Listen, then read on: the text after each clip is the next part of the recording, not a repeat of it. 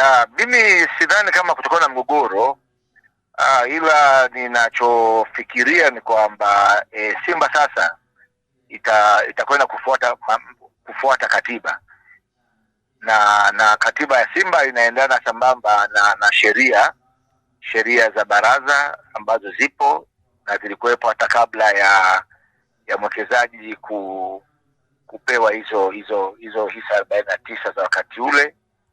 Kwa hiyo mimi naamini kwamba sasa ile transformation sasa, kwa kuwa sheria zipo na katiba sasa imejikita ikijielezea kwa uwazi kabisa kitu ambacho kinatakiwa kifanyike.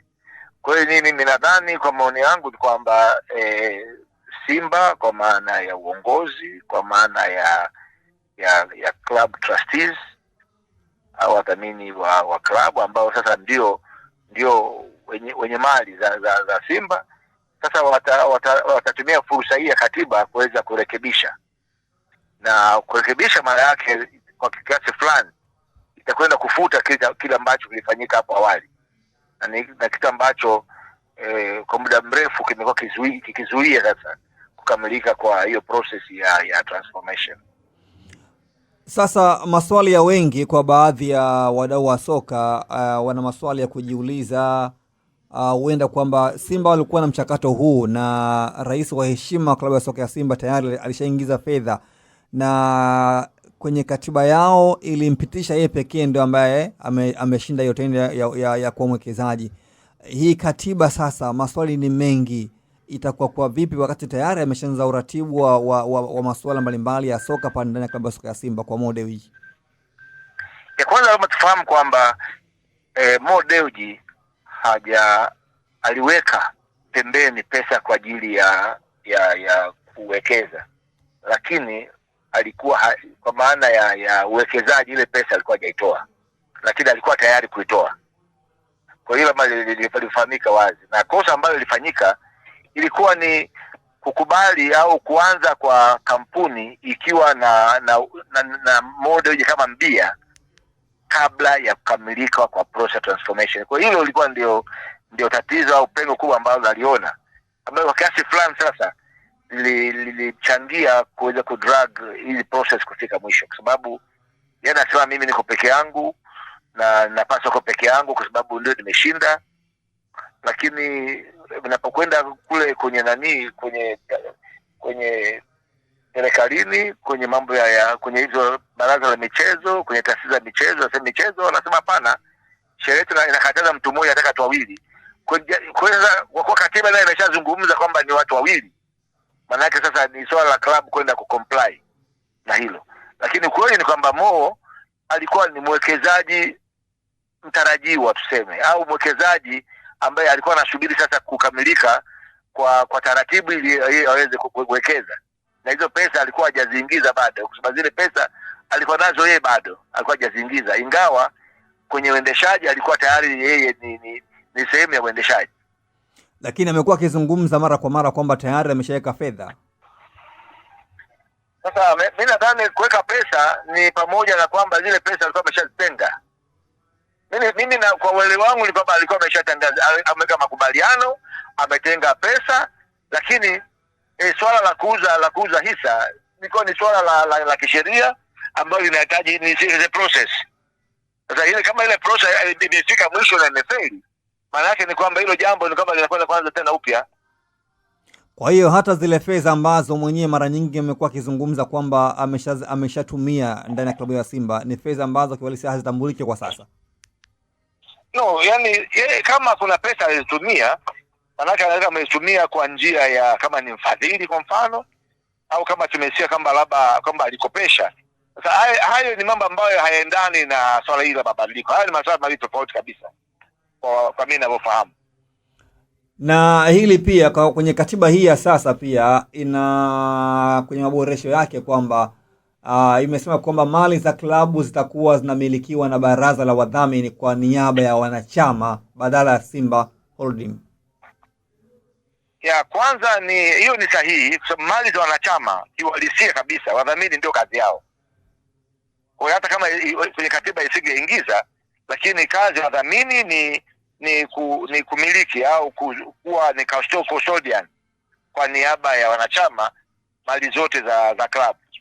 Kwa kama imelindwa katiba ni jambo jema, maana yake sasa inafungua njia ya moja kwa moja kwamba hili swala sasa la mabadiliko halitofanya tena na bodi, kwa sababu hiyo bodi tayari kuna mwekezaji huko ndani ambaye yeye pia atakuwa ni mshindani. Kwa hiyo naamini kwamba sasa swala hili la uwekezaji sasa litafanya moja kwa moja na wadhamini wa club au club trustees, na naamini ndio njia nzuri ya kufanya. Na mara nyingi kumekuwa na mengi kwamba katiba ya Simba imekuwa haimpi mandate mwenyekiti na lawama ilikuwa nyingi kwa Mangungu. Unadhani kwa hiki kwa sasa kwa katiba hii huenda ikawa na tija zaidi? Sasa unajua, katika marekebisho ya katiba mojawapo ya maelekezo ya baraza la michezo kuja katiba mpya ilikuwa ni aonekane mwenyekiti wa klabu au ionekane nguvu ya klabu kwenye kampuni ambayo ndio wachezaji. Sasa hilo nadhani wakulisemea hilo watakuwa ni viongozi wa Simba wenyewe, wanachama wenyewe pamoja na baraza lenyewe. Lakini kiuhalisia ni kwamba kama klabu itakuwa na 51% na zile 9 zitakwenda kuuzwa kwa mtu zaidi ya mmoja, maana yake ni kwamba majority ya shares itakuwa chini ya klabu. Kwa hiyo kwa maoni yangu mimi wanastahili kuwa ni kuongoza bodi, kwa kuwa wana wingi wa shares. Okay. Kwa hali ya kawaida. Sasa nafikiri haya ni masuala ambayo nadhani yatazungumzwa huko mbeleni. Lakini baraza liliona hilo na lilitoa maelekezo, lakini hilo jambo halikufanyika. Na kwa jinsi ambavyo ulivyoitazama kwa hiki na kwa muda ambao umekaa madarakani akiwa mwekezaji ambao ingawa bado alikuwa hajapitishwa, kwa katiba hii itakuwa na athari kwa Mo Dewji ama haitakuwa na athari kwake?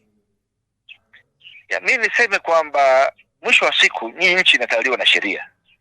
Kwa hiyo kufuata sheria ni jambo la msingi sana. Na mimi nikiri kabisa kwamba hizi sheria zilikuwepo tokea mwaka 2017. Kwa hiyo 2018 wakati tunazindua hii katiba ya mabadiliko ya 2018, sheria zilikuwepo. Kwa hiyo ni kwamba zile sheria ni kama vile tulizifumbia macho. Lakini tumekwenda miaka 8 hatutoboi. Na hatutoboi kwa sababu sheria zipo na zinakinzana na kile ambacho tunakifanya. Kwa hiyo furaha yangu ni kuona kwamba sasa Simba imekwenda kuheshimu sheria. Na sasa sheria zinakwenda kutumika. Na ni ukweli kabisa kwamba inawezekana ikamuudhi mwekezaji mtarajiwa Bwana Mo, ambaye ukweli ni mtu muhimu sana na ni nguzo kubwa ya Simba, kwa sababu haikidhi kiu yake. Tukubali kwamba wakati Mo anafikiria kuwekeza ndani ya Simba, nia yake ilikuwa ni kumiliki 51%. Lakini mwaka 2018 wakati ile katiba inapitishwa, ikaonekana kwamba hawezi kumiliki 51, kwamba atamiliki 49%. Kwa hiyo imetoka 51 49, huenda ikapungua kidogo. Nadhani ni jambo la yeye kukubali, kwa sababu yeye labda comply na kama kweli ana nia ya kuwekeza, labda comply na sheria za nchi, na katiba sasa imekuwa wazi. Kwa hiyo athari inawezekana zikawepo kwake yeye, kwa sababu si kitu ambacho alitarajia. Lakini mimi naamini Mo ni mwelewa, Mo ni shabiki, ni mpenzi wa Simba, ameshaonja matamu ya Simba na machungu yake, of course haya ambayo amepitia. Lakini ushauri wangu ni akubaliane na uhalisia, na wakuwa sasa wanatakiwa wawekezaji zaidi ya moja, manake wadhamini wa klabu ambao wamepewa power sasa za kufanya jambo hili, watakaa chini, wataangalia ni jinsi gani ambavyo wataweza kwa portion hizo shares 49, ili kuwepo kwa wawekezaji zaidi ya moja, manake ni wawili au watatu. Na Mo nafikiri atakuwa ni mmoja wapo kati ya hao, kwa sababu tumeshamuona na tumeshakaa naye. na Waswahili wanasema shetani unayemjua ni bora kuliko malaika usiyemjua. Kwa mimi naamini jambo hili utakuwa na wema kama baada ya kuendelea kuwepo.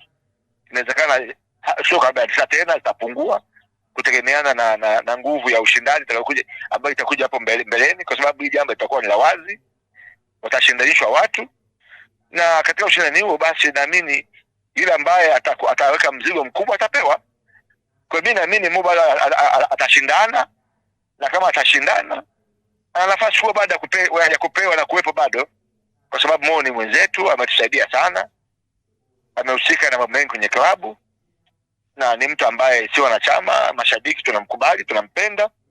Kwa hiyo naamini hii jambo itafika mwisho, ili transformation ifike mwisho, na itafika mwisho kama sisi wawekezaji na watu wengine tutakubali kuendana na sheria na taratibu za nchi. Kwa hiyo japo ina machungu katiba kwa upande wake, lakini nakubaliane na kile ambacho kimewekwa hadharani na serikali kabisa. Sikiliza bwana, bila serikali utoboi. Serikali ndio baba yetu sisi, baba wa kila mtu ni serikali. Kwa hiyo tunahitaji serikali, na serikali mpaka inafanya maamuzi yale, bila shaka ina vitu liviona, bila shaka kuna vitu ambavyo inavitaka. Na kwa katiba hii ama kwa haya ambayo yamekuwa hadharani, unaiona wapi Simba mara baada ya klabu kupewa katiba yao? Mimi naamini sasa mabadiliko yatakwenda kufika mwisho. Naamini hivyo, na utafika mwisho maana yake utakuwa na utulivu sasa katika uongozi, katika wamiliki, katika management ambayo inasimamia inafanya kazi za kila siku, na hata kama mashabiki. Huu mzozo ambao tunaosikia mashabiki wanagombana, huyu si timu moja, hautakuwepo tena, kwa sababu hii swala itakuwa imefika mwisho, na sasa tunatakiwa tucheze mpira sasa, sio tena malumbano tena. Kwa nadhani mambo yatakuwa vizuri zaidi. Naamini mambo yatakuwa mazuri. Swala matokeo uwanjani ni kitu kimoja, lakini ukiwa na taasisi imara, mimi naamini itakuwa na uwezo mkubwa wa kulinda matokeo ya uwanjani. Usisahau kusubscribe kwenye YouTube Mwandike Digital.